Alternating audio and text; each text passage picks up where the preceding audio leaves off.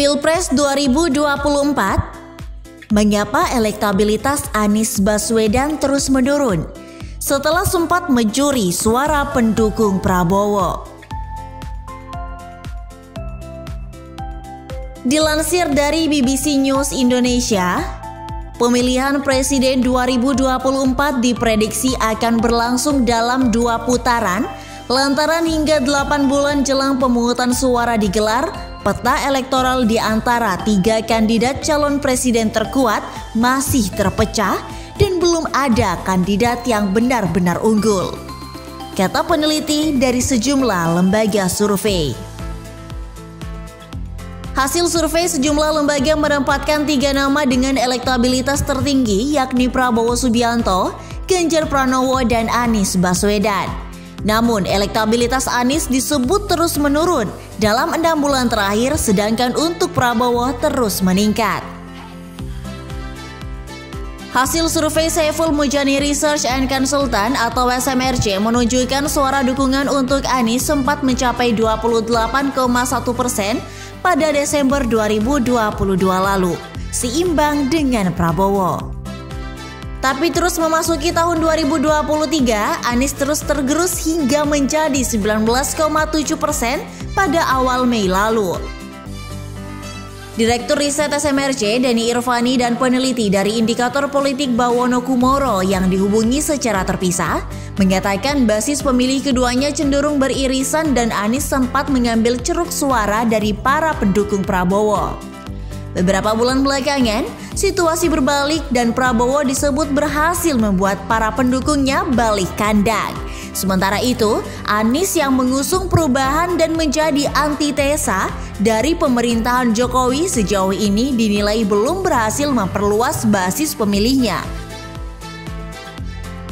Modal awal Anies, kata Bawono, adalah para pemilih yang tidak puas dengan kinerja Jokowi atau kecewa dengan sikap Prabowo yang bergabung ke dalam kabinet Jokowi sebagai Menteri Pertahanan usai dia kalah dalam Pilpres 2019.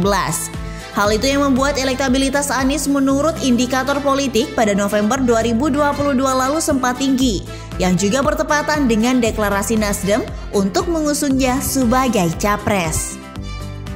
Salah satu warga Sumatera Barat, Anik, 56 tahun, mengatakan bahwa dirinya mempertimbangkan untuk memilih Anies. Pada Pilpres 2019 lalu, seperti mayoritas pemilih di Sumatera Barat, Anik memilih Prabowo.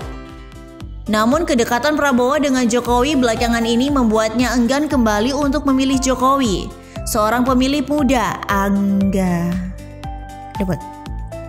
Seorang pemilih muda, Anggara Alvin, juga mengalihkan dukungannya kepada Anies setelah pada Pilpres sebelumnya dia mendukung Prabowo. Salah satu alasannya dulu mendukung Prabowo karena tidak suka dengan orang-orang di belakang Jokowi. Namun kini dia menilai Indonesia butuh sosok baru. Namun survei 6 bulan belakangan justru menunjukkan bahwa keadaan berbalik. Anies dan Prabowo juga sama-sama memiliki rekam jejak populer di kalangan pemilih Islam. Anies pada Pilkada DKI Jakarta 2017 menang melawan Gubernur Pertahanan Basuki Cahayapurnama alias Ahok dalam kontestasi pilkada yang diwarnai isu penistaan agama. Sementara Prabowo unggul di kalangan pemilih Islam pada Pilpres 2014 ketika bertarung melawan Jokowi Yusuf Kala. Modal awal Anies dari basis pemilih Islam itu ternyata tak cukup mengamankan suaranya berdasarkan survei-survei sepanjang tahun 2023. Menurut temuan SMRC pada Maret 2023 kemarin, suara pemilih Muslim ternyata terdistribusi relatif merata ke 3 calon tersebut.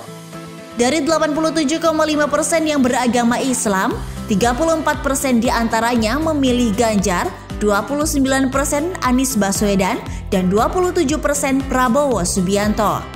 Menurut Denny, survei lainnya dari SMRC menunjukkan bahwa posisi ideologi Anies tidak sejalan dengan posisi ideologi para pemilih pada umumnya.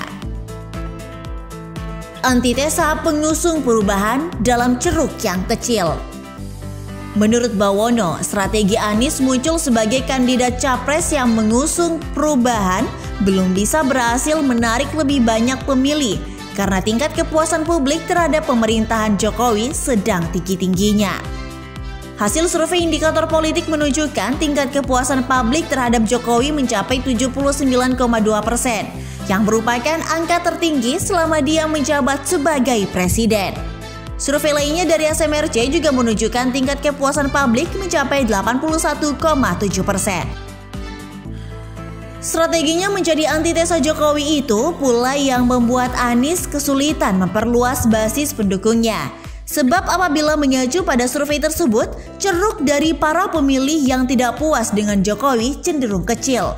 Denny Irvani dari SMRC menyatakan kondisi itu berbanding terbalik dengan kubu Ganjar Pranowo dan Prabowo Subianto yang mendapatkan insentif dari meningkatnya kepuasan publik terhadap Jokowi. Anies juga disebut belum berhasil memperkuat basis pemilihnya dari bekas pendukung Prabowo. Menurutnya, itu merupakan buah kinerja kader Gerindra yang makin giat mensosialisasikan Prabowo di akar rumput. Denny Irvani dari SMRC juga sepakat dengan hal tersebut.